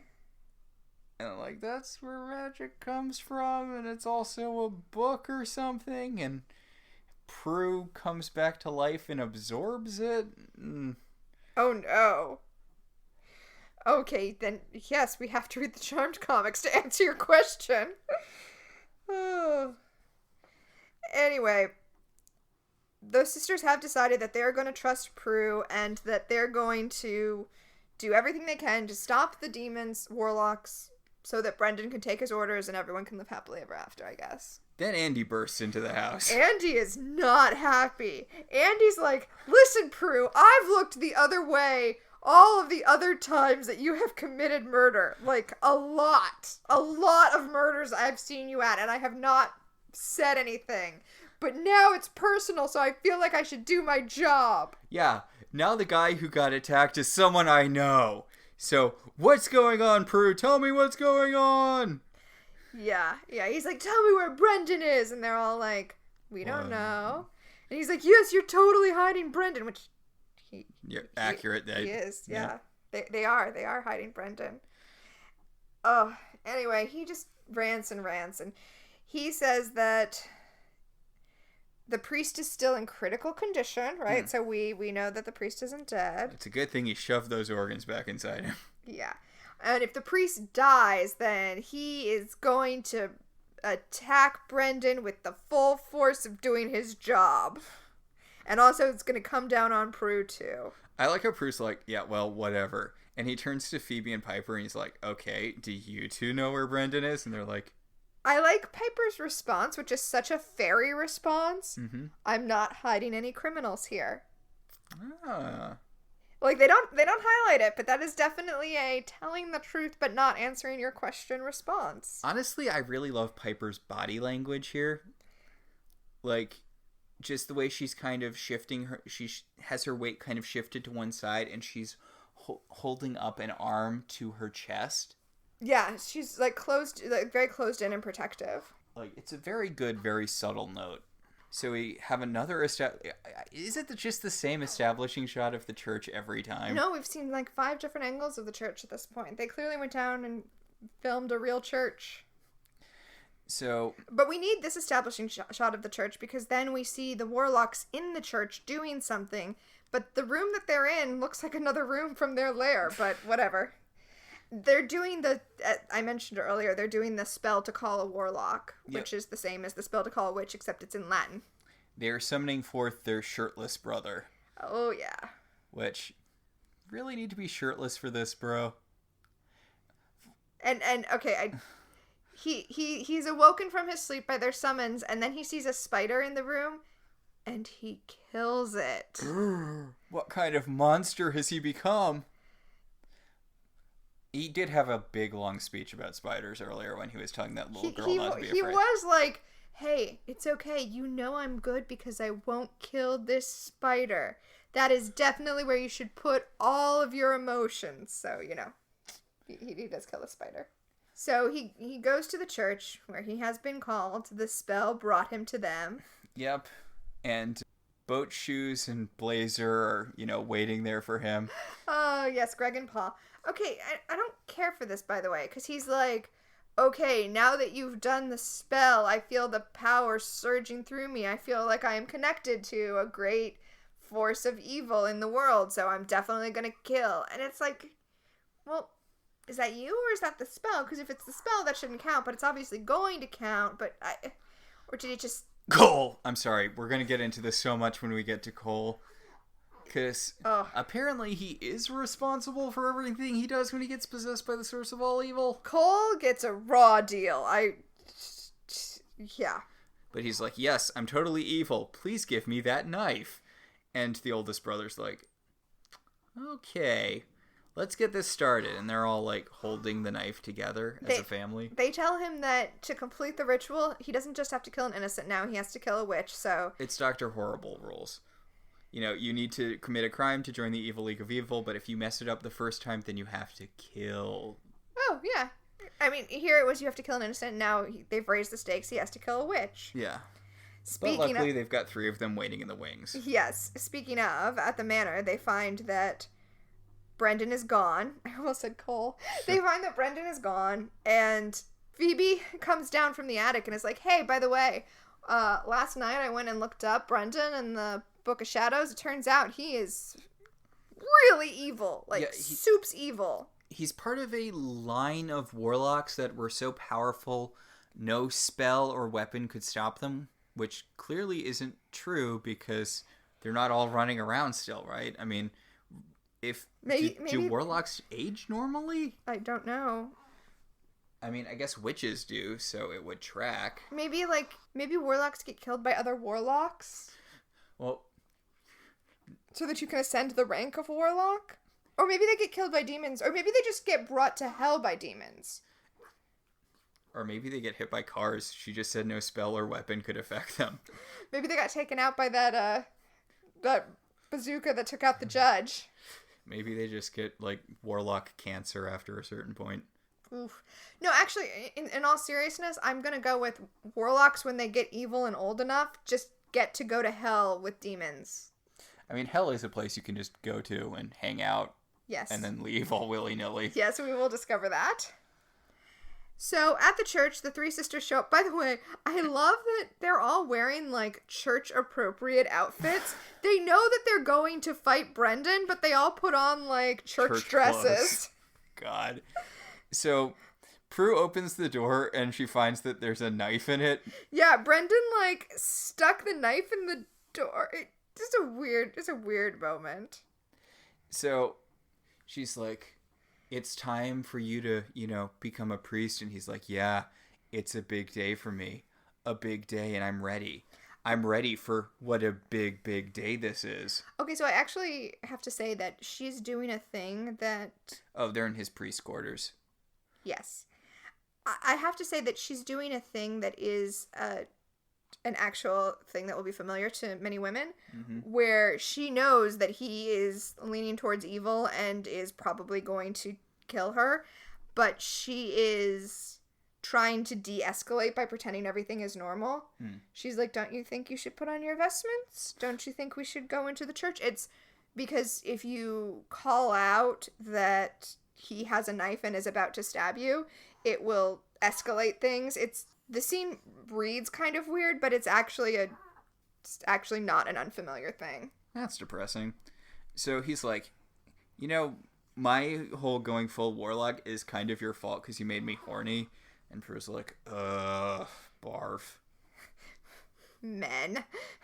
So she just kind of telekinetically throws him into, his priest dresser. Okay, so yeah, she throws him into like an armoire that shatters. It absolutely is destroyed. It's a good thing he's half warlock, or I think he would be dead. It's also weird though, the wardrobe she throws him into, the armoire, it almost looks like a confessional. Yeah. Like, does he have a themed bedroom? Isn't that how being a priest works? You get all priest-themed stuff. Anyway, yeah, so she throws him into the dresser, and he puts on his demon face, which looks a little goofy. It's a little too Clem from Buffy. It's a little too much skin. God, it is. Especially, like, his earlobes. He's got serious earlobes. So she's like, look, okay, are we going to do this? Me kill you, you kill me? Like, this is stupid. You don't want to do this. She's like, this isn't you. Stop being an idiot. I know the good Brendan is inside you. It's not why Father Austin believes in you. And he's like, oh. And he looks up and sees God, I guess. And then I like that when he looks up, presumably seeing God, and is having a very emotional moment, we cut to Prue, who, like, looks up confused, like, is there something up there? Yeah. Like, it's a weird decision to cut to that, and it's hilarious. But the thing is, like, she doesn't look... I mean, it's confused, but she's like... If you're like, oh my God, there's a waffle on the ceiling, and you... Like, really? A waffle? She's like, is there actually something up there? Or are you just, like, being dramatic? Like, do you... I mean, she's a witch. She's like, is there actually, like, a force up there that you can see? Or are you just being a... Okay, no, he's just being a... Actually, I took back my waffle thing. It's like how you would look at the ceiling if you came into a room and just saw someone looking at the ceiling and had no context for it. Which is like, there's something up there I'm not seeing? Yes. So he drops the knife and he shifts back to being generically handsome. And he's like, thank you for seeing the best in me. And Phoebe's like, should we still stab this guy? And Piper's like, just hold off a little bit, okay? She's like, well, we did put on our church clothes, so I guess we should go to, like, I guess we should go to the ordination. Yep, so they're bringing him to get full priested. Yeah, he put on his vestments, so he's in his cassock now. And Greg and the other one show up, and Greg's like, how could you? I believed in you. I put my faith in you. And... Okay, I like this because Piper tries to time freeze them, and Paul uses his force field to protect them from the time freeze. Yeah. That's cool. Yeah, which I like. And then Phoebe throws the knife at Greg, and Greg... She doesn't have an active power. All she has is throwing knives. And Greg kind of deflects it. I'm like, no, come on, that was Paul's power. Like, don't just do the same thing your brother did. You should all have separate powers. Oh, but his deflection shield is red, and Paul's deflection shield is blue. Yeah. So, he's like, so Greg's like, you know what? Fine. I'll just kill you. And I like Paul's like, wait, no. Give him a chance. It's funny because Paul makes the speech that Prue made. Paul's like, no, wait. He could Brendan, I know there's evil inside you. Just look inside you. And then he turns around to Greg when he sees this isn't working. He's like, it doesn't have to be this way. We don't have to. And Greg throws the knife at Brendan. And, oh, remember the bit where he protected the lizard from Greg earlier? Paul jumps in front of the knife to, Yeah, to protect Brendan. And then he rips it out of his own chest and throws it at Greg. So once he rips it out, he starts dying, but he has just enough time to throw it at Greg and kill Greg before he dies. So basically the two brothers killed each other. No one had to do anything. Okay, so I kind of want to give Paul credit for taking care of both of the demons. Paul absolutely did, yeah. Also, so it feels kind of unfair that we also see him going to hell. I mean, presumably he was also evil because he had demon powers, so he definitely killed someone. Yeah, he should have gotten like a last second redemption. Because he literally jumped in front of the knife meant for his brother, and then he stopped Greg from killing his brother by taking him out with his dying breath. That feels like that should be good for some redemption points, but whatever. I wish we had gotten more... But they're inherently evil because they're warlocks, so there is no redemption available. I wish we had gotten more stuff with Paul instead of the stupid subplot with Justin. Josh, thank you. Or horseback riding. Yeah. Like, I'm gonna keep coming back to the horseback riding scene because we didn't need to go horseback riding. Like, you could have spent the time exploring the nature of evil instead of horseback riding. Oh, whatever. So Brendan's a priest now. Yeah, he gets married to Jesus and Prue's crying like Julia Roberts at the end of My Best Friend's Wedding. Yeah, and Phoebe's like, if you're gonna lose a guy, at least you're losing him to God. And Prue's like, Shut up, Phoebe. She looks so pissed off. And then we get a nice shot of Jesus hanging out on the cross above. Okay, the camera does the pan up to Jesus on the crucifix in the same way that cameras usually pan away when you're having a sex scene. It's not great. It's not the best thing in the world, just film language-wise. Then we cut back to Prue at Quake, where Andy shows up to be like, hey, I figured you'd be at Quake because you weren't at home and you're either at home or at Quake, and I just wanted to let you know that Father Austin's alive, so I'm going to stop yelling at you because... He cleared Brendan, which he cleared Brendan from, attempting to murder him. He didn't clear Brendan from the whole, kidnapping a woman and attempting to murder her thing. And it also doesn't change the fact that you were there when that happened and also all the other things, but now that the guy I care about isn't gonna die, I guess I don't care about doing my job anymore. Yeah. Okay, Andy. He's like, yeah, so I'm looking for the two guys who are responsible. And Prue's like, well, I have a feeling that you're not gonna find them anywhere. And Andy's like, ugh, so you killed them. Okay, well... Ugh. Andy must have so many... I mean, I know that cops don't actually solve cases. I was going to say, Andy must have so many unsolved cases because of the Charmed ones. Prue is definitely screwing with his case closure rate, but whatever. I'm sure he just finds someone else to pin those crimes on. Oof. Too real. I mean,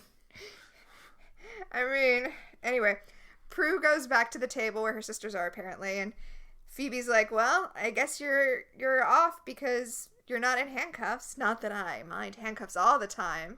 JK, just kidding. Except not really. Yeah, we said something very, very mildly scandalous on, TV. We have to backwalk it. Anyway, then Josh shows up. And Phoebe's like, oh my God, Piper, I'm so sorry. I didn't call him. And Piper's like, I know. I did. I've decided that I need to ignore my brain and trust my instincts. I mean, didn't your instincts tell you to date Jeremy? I was going to say, weren't your instincts that you don't want to date Josh? Oh, yeah, that too. Whatever. She's going on a date with Josh now. We'll see him again in another episode and then never again, so whatever. Good. Also, I can't imagine going on a date at the place I worked. Well, it's the only set they have, Max. Maybe they could have spent some of that horse riding money. I'm so obsessed with that scene because it didn't add anything to the episode to make it horseback riding other than massive amounts of expense. What was happening? Was this like a kickback to somebody that they're friends with who owns a ranch? I don't know. But Phoebe's like, no, it sucks you won't get to bone Brandon, reiterating a point she just made earlier. But, it seems like God takes all of the studs, which isn't a thing I'm familiar with. Okay. Is there a hot priest subculture? Yes. Yes. There is definitely a hot priest subculture. And I know that they're models, so this isn't quite the same, but, I mean, you are familiar with the massive amount of hot priest calendars that are available in Rome? Every stand is selling a hot priest calendar. I was not aware that was a thing. Oh, really? Oh, yeah. And hot priests are definitely a thing. Alrighty then. Maybe it's because you weren't raised Catholic that you're unfamiliar with the hot priest thing? Apparently that. Okay. So, and then the episode just this weird freeze frame on the two of them kind of laughing. Well, I guess they had, even after 50 seconds of establishing shots of San Francisco, they had 2 extra seconds that they had to fill. Because it's a really short freeze frame, but it's definitely there. Yeah, it's weird. Alright, so I know we've spent a lot of time either smack talking or not talking at all about this episode, but it's not the worst episode in the world. It's fine. It's fine. Yeah. Yeah. Yeah. So we're going to talk about our segments? It's time to access our own power of 3. Let's start with premonitions. We'll look into the future and past to see if anyone becomes famous. I'm assuming from your face that someone becomes famous. I'm assuming one of the brothers. I didn't recognize any of them from anything. So Brendan is Michael Weatherly, who is, that's Logan Cale from Dark Angel. I don't think you watched Dark Angel. No. Was he the guy who wasn't Dean Winchester? Because I know one of the Dark Angel guys went on to be the brother in Supernatural. One of the Supernatural brothers. Oh. No, he was the, Wait, is that true? Yeah, pretty sure it's true. The one from Gilmore Girls? No, the other one. Oh, I didn't realize that. Yeah, no, he was like an anonymous hacker character whose hacker name was Eyes Only. Yeah. Anyway, but he was, God, I wonder how Dark Angel holds up. Some ways not great, some ways weirdly prescient. But also, are you familiar with the show Bull? Have you ever heard of Bull? A show which is in its 5th season on one of the 3 major networks. Okay, I feel like I heard of it, but I thought it was one of those, TNT shows about, lawyers or something. It is a CBS legal procedure going into its 5th season. Oof. And this guy is Jason Bull of Bull. Oh my god. Also speaking of CBS procedurals that are in our blind spot, he is he's Anthony DiNozzo on NCIS. Wow. You mean the most famous? That's the most watched show in America, or it was several years ago. Yeah, I think it is. Yeah.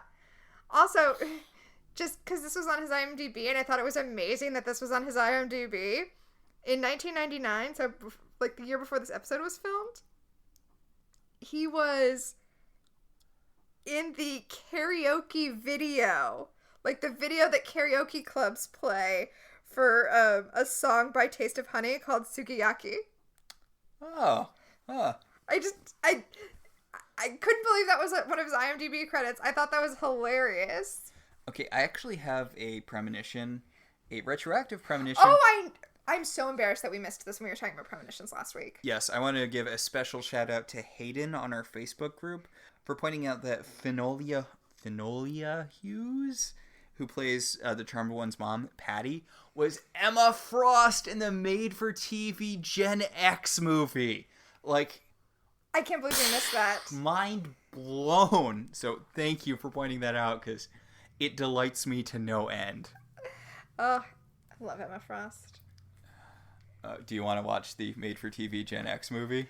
So I actually haven't watched the made-for-TV Gen X movie because I assumed it would be terrible. Oh, it is. But I also... It's your number 1 place for White Jubilee.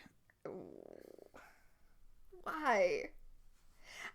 I also feel like I've heard, though, that Emma Frost was well done.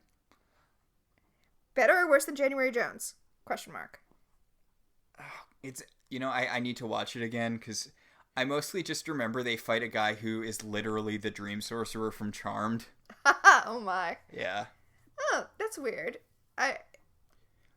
But the Gen X movie is technically the first X-Men movie. I'm aware. It's just real weird. Well, it was a pilot that didn't get picked up, so it makes sense. Like all those 70s movies they talk about on Mystery Science Theater 3000 that are very clearly just the first 3 episodes of a pilot that... Also, there's a Captain America movie floating around that was a pilot that never got picked up, where Captain America's a motorcycle stuntman or something. Like the Wonder Woman movie that didn't get turned into the TV show. The Kathy Riggs, was it? Where she's blonde? Oh, yeah. I thought you meant the one that never got aired. Because I was going to say, no, that one got buried. Oh, my God. I love it. It's so terrible. It's like the worst thing ever. She kills so many people for no reason. And yeah, like Wonder Woman, you know. I love the bit where she chooses to torture a guy instead of using the lasso of truth. It's a show that uses Abu Ghraib as a verb. Oh, no. Oh, no. That sounds terrible. I should definitely watch that. Yes. All right. I showed you that video about it, right? Yeah. All right. I think that'll do it for premonitions. Let's move on to time freeze. What specifically dated this episode for you? So, there wasn't a lot in this episode that was time specific. I mean, overalls we much? did have Piper's overalls and her gigantic cell phone when she went to call her sister. Yes. But other than that, there wasn't a lot that like really specifically dated this episode. Yeah, for the most part, this episode could have happened any time. Yeah. Which will take us to our last segment. Telekinesis. Did anything genuinely move you this episode? There was nothing really that strongly moved me. I think the closest thing is the moment we talked about in the kitchen when Prue is leaving to investigate Brendan and she teasingly says to Piper, "Oh, I thought you had to work." Mostly because it felt like such a real sister moment for me. Like, I felt the reality of their sisterhood there. I was like, sisters teasing each other, yeah. Sisters doing it for themselves. Yep. Standing on their own 2 feet. Okay. Ringing their own bells. Okay. It didn't, like, get me, but I genuinely... I'd say I was moved. I liked that Paul is the one who ends up resolving everything.